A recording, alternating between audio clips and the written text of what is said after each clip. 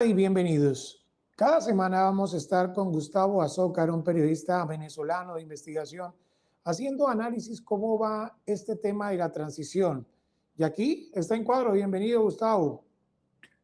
Wilson, muchas gracias por la invitación. De verdad, muy contento de volver a estar en tu programa. Y lo vamos a hacer aquí en nuestra plataforma de Tu Arco y también en tu plataforma, Gustavo, para recordarle a nuestros suscriptores. Excelente, sí. Mi canal en YouTube es Gustavo Azócar Televisión. Por allí también lo vamos a estar viendo. Gracias a tu apoyo, Wilson.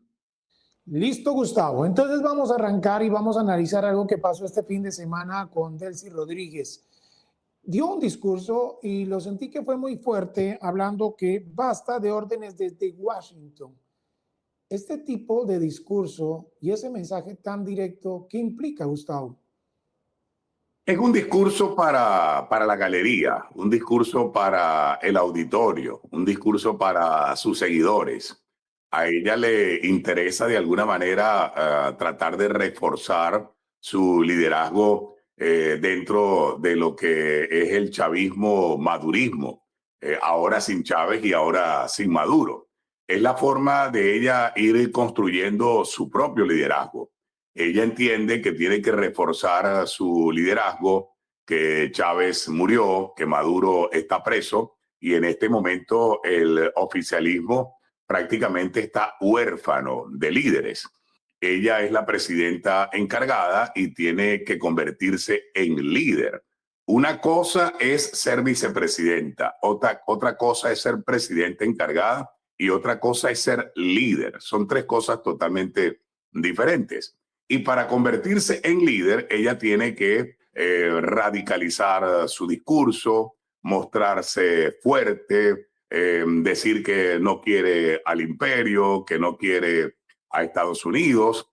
En América Latina, Wilson, tú sabes que los discursos contra Estados Unidos le gustan a mucha gente, no solamente en Venezuela, también en Colombia. Y muchos liderazgos se construyen precisamente hablando mal del gobierno de Estados Unidos.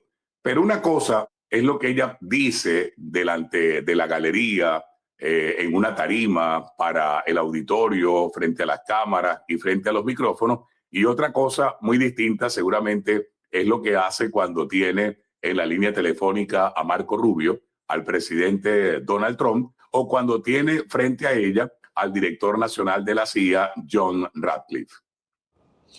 Y cuando habla ella también, porque se ha movido mucho, sobre todo en los últimos días, ¿por qué filtraron ese audio donde hablan que le dieron solamente 15 minutos para que colaborara ella y Diosdado Cabello? A mí también me quedó un interrogante. ¿Y Vladimir Padrino, qué pasó?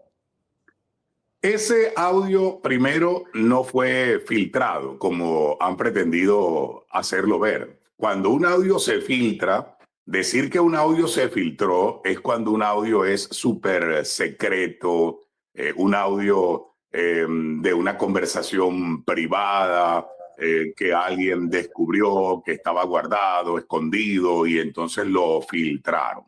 Esas no son las características de este audio, de este discurso de la señora presidenta encargada.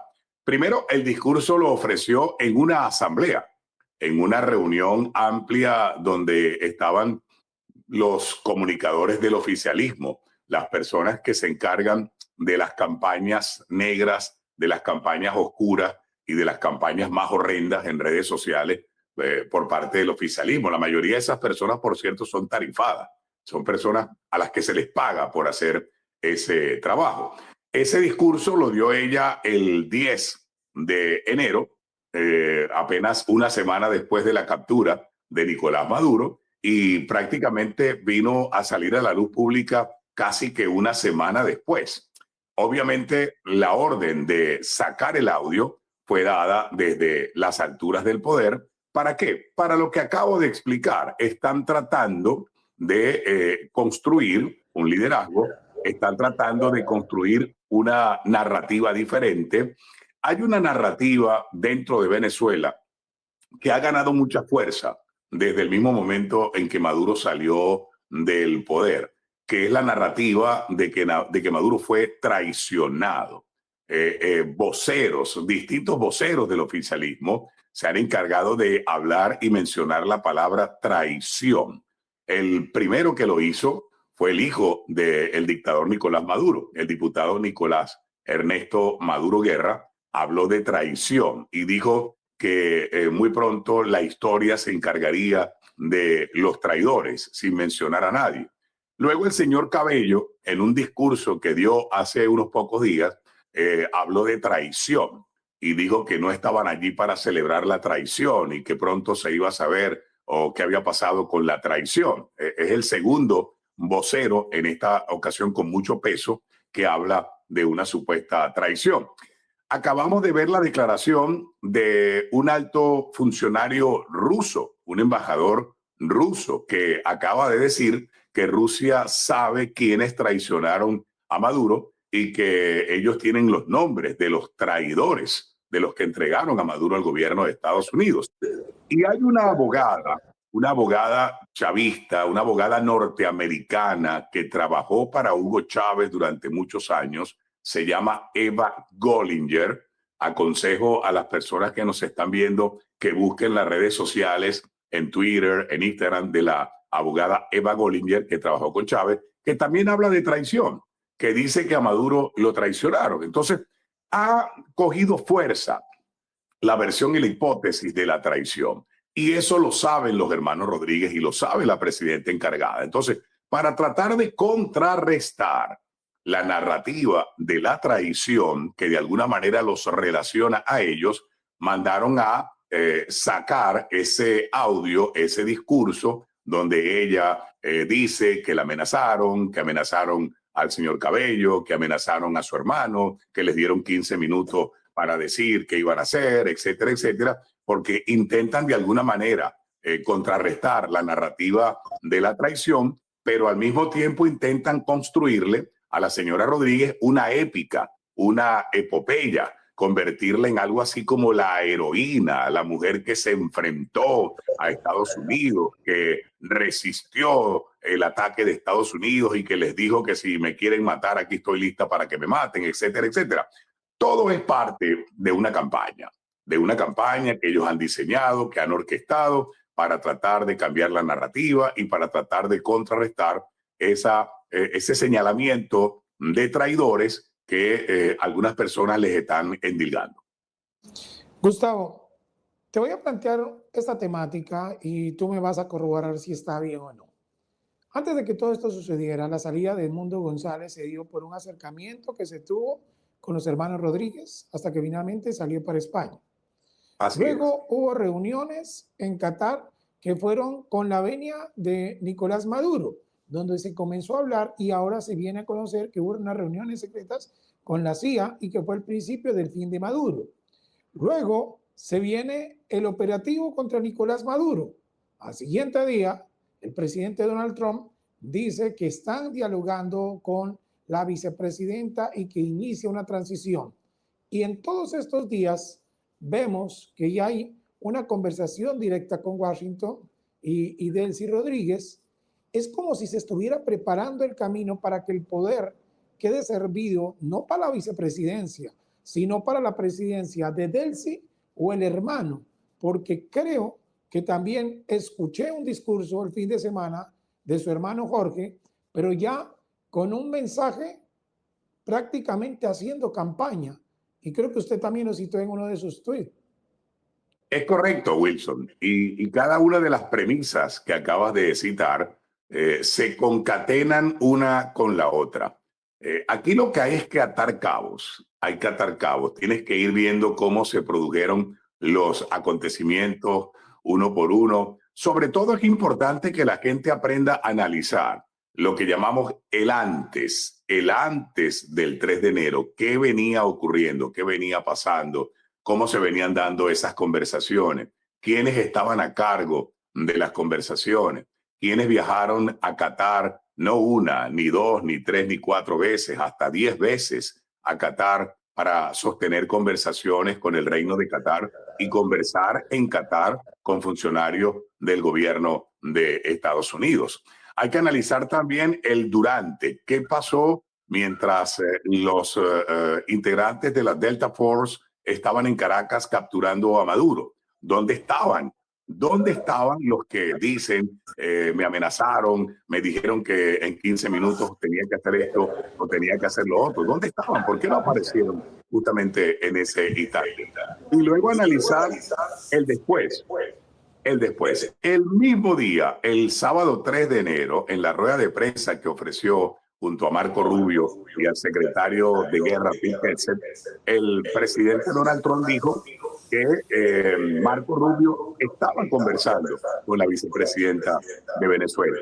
Y nunca hubo un desmentido por parte de la señora Rodríguez a esas conversaciones que se venían dando con Marco Rubio antes de la captura de Maduro. Luego se produjo la llamada. Maduro y Delcy tuvieron una llamada telefónica y conversaron por teléfono. ¿Por qué no han ofrecido detalles de esa llamada? ¿Por qué no han dicho de qué habló? ¿Por qué la señora Rodríguez no le ha explicado al país qué fue lo que habló con el presidente Donald Trump?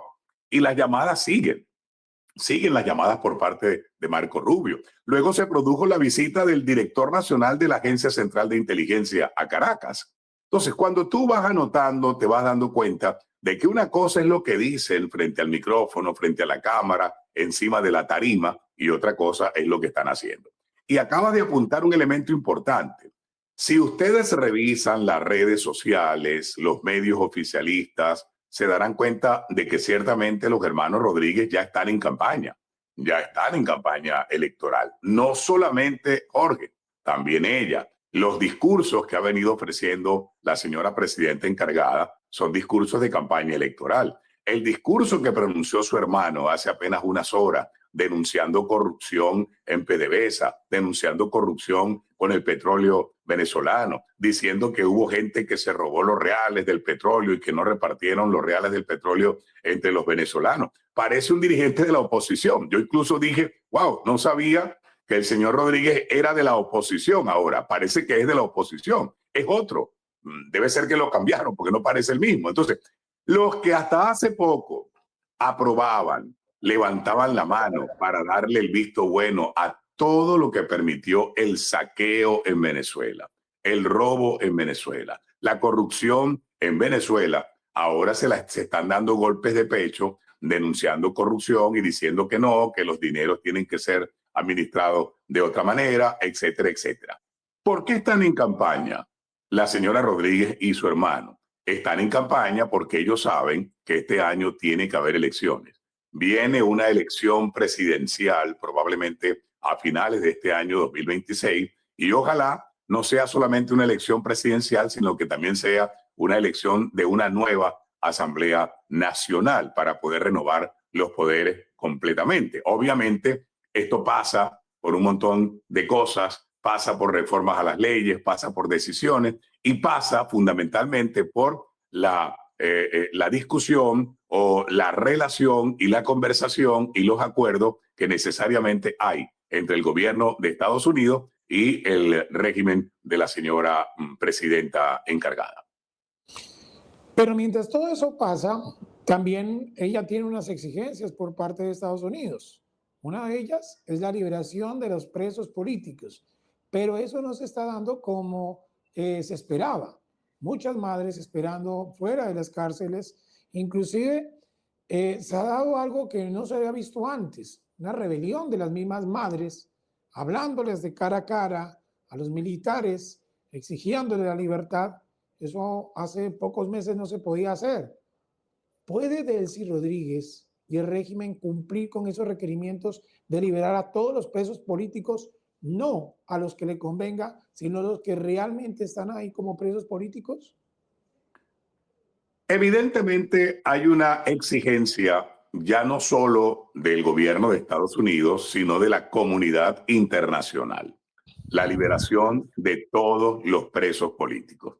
Leí muy temprano en la mañana una declaración del secretario general de la Organización de Estados Americanos pidiendo la liberación de todos los presos políticos. He visto declaraciones de voceros de diferentes partes del mundo, pidiendo la inmediata liberación de todos los presos políticos venezolanos, cuya cifra se acerca casi a las 900 personas. Eso es importante recordarlo. Hasta la mañana de hoy, por lo que pude ver en las cuentas en redes sociales del Foro Penal Venezolano, que es una de las organizaciones no gubernamentales más serias que lleva el día a día con relación a los presos políticos venezolanos, al igual que el Instituto CASLA, que es una organización no gubernamental que preside una buena amiga, la abogada Tamara Sujú. Ellos han dicho que todavía quedan muchos presos políticos y creo que la lista de liberados debe estar llegando más o menos a unos 270, si acaso. 270 de casi 900. ¿Qué significa? Que todavía quedan más de 600 presos políticos en las cárceles venezolanas que tienen que ser liberados. Yo no tengo la menor duda de que el gobierno norteamericano, una de las primeras cosas que le pidió a la señora Rodríguez y que le exigió a la señora Rodríguez fue la inmediata liberación de los presos políticos. No lo han hecho con la rapidez que uno desearía. Habría sido mejor liberar a todos los presos políticos de una vez, el mismo día, abrir las compuertas de todas las cárceles y dejar en libertad a los 900 y tantos presos políticos. Eso era lo sensato, lo lógico, lo prudente, lo humanitario. No lo han hecho así. Están soltando a los presos políticos a cuentagotas y los sueltan de noche, de madrugada, entre gallos y medianoche. Van soltando a uno sí, a uno no, y ahí van poco a poco, a trocha y mocha. Se resisten. Dentro del régimen hay quien se resiste a dejar en libertad a los presos políticos. No les gusta la idea de soltar a los rehenes, porque al final son rehenes, no son presos políticos, son rehenes. Eran una suerte de fichas de cambio que habían sido detenidos para negociar con el gobierno de Estados Unidos. Yo te doy y tú me das. Pero ahora los tienen que soltar prácticamente que a todos. Esa es, de alguna manera, una de las principales pruebas de fuego de la señora Rodríguez. Tiene muchas pruebas de fuego, pero una de las más importantes pruebas de fuego es demostrarle al gobierno de Estados Unidos que ella está dispuesta a liberar a todos los presos políticos, a los 900, y hacerlo en un tiempo prudencial, es decir, lo antes posible. No es que los va a liberar dentro de 6 meses ni a finales de año, no, tiene que sacarlos, tiene que sacarlos. Recuerda, Wilson, que te comenté que el gobierno de Estados Unidos le dio a la señora Rodríguez 100 días. Le dijeron, tienes 100 días para demostrar qué es lo que puedes hacer. Acabo de leer una noticia donde Donald Trump dice que si la señora Rodríguez no cumple y queda mal, él va a interceder para que haya otro gobierno en Venezuela, preferiblemente con un grupo de tecnócratas. Esa no es otra cosa que una advertencia del presidente de Estados Unidos que le manda a decir, mira, si tú no haces lo que te comprometiste a hacer, porque no lo quieres hacer o porque no puedes, no hay problema. Nosotros buscaremos a las personas que lo hagan, porque este proceso de cambio en Venezuela es irreversible. Bueno, Gustavo, pero de pronto no existe la posibilidad, y eso lo han advertido muchas madres y mujeres de los presos políticos o secuestrados, como usted lo dice, es que como no se tienen pruebas de supervivencia, muchos hayan desaparecido o hayan fallecido en cautiverio, algo similar a lo que pasó en Gaza. Ojalá no pase así. Sería terriblemente trágico si al final se llega a descubrir que una cosa tan horrenda como esa haya ocurrido. Yo de verdad que hago votos porque eso no pase. Yo quisiera ver a todos los presos políticos en libertad, a todos, que estén vivos y que los liberen a todos. Ese es mi principal deseo. Pero evidentemente en Venezuela ha habido un hermetismo, un secretismo, un misterio con el tema de los presos políticos. Hay colegas periodistas a quienes yo he escuchado decir que en Venezuela hay cárceles clandestinas. Imagínate lo grave que es eso. Cárceles clandestinas. ¿Qué son cárceles clandestinas? Es decir, que no son las cárceles que la gente conoce. O sea, las cárceles más populares en Venezuela, Yare 1, Yare 2, Yare 3, el Helicoide, Ramo Verde, Tocorón, Puente Ayala, por allá por el oriente del país, etcétera, etcétera. En Venezuela se conoce que hay aproximadamente 50, 54 centros de reclusión en todo el territorio venezolano, entre ellas 34 cárceles como tal, ¿verdad? Uno no sabe incluso en cuál de esas cárceles están algunos presos políticos. Hay familiares que ni siquiera saben dónde dónde está su gente. Madres que no saben dónde está su hijo, dónde lo tienen. Esposas que no saben dónde está su esposo. Abuelas que no saben dónde está su nieto. Porque una de las cosas terribles que esta gente hizo en estos últimos años es que te detenían en Táchira, pero te mandaban preso para Miranda o para Oriente. Te enviaban a 1.000 kilómetros o a 2.000 kilómetros de distancia de donde tú vivías y no le informaban a sus familiares. Se producía lo que llamábamos nosotros la desaparición forzada. Detenían a la persona y pasaban 2 meses, 3 meses, 6 meses sin que nadie supiera en qué lugar estaba la persona detenida, en qué lugar estaba recluida. Una cosa totalmente insólita que solo pasa, por supuesto, en dictaduras. Eso solo ocurre en dictaduras, que pongan preso a una persona y nadie sepa dónde la tienen, que la familia no la pueda visitar, que la familia no la pueda llamar, que el preso no pueda llamar a un abogado, que no le pueda avisar a su familia dónde está. Bueno, eso fue lo que pasó en Venezuela durante todos estos años. Entonces, Dios quiera que esto no pase, Dios quiera que esto no pase. Creo que el tema de las cárceles clandestinas es muy delicado, pero todo esto se va a saber más temprano que tarde. Vamos a saber si la historia y la versión de las cárceles clandestinas es cierta. Vamos a saber dónde estaban esas cárceles clandestinas, esos centros de reclusión clandestinos. Vamos a saber dónde tenían a los presos políticos, qué les hicieron. Eso es otra cosa, que liberan a la gente y le dicen: usted tiene prohibición de declarar, usted tiene prohibición de decir dónde estaba, qué le hicimos, qué no le hicimos, y si lo hace, lo vamos a volver a meter preso, etcétera, etcétera. Es una cosa que uno dice: Dios mío, pero de verdad que terrible.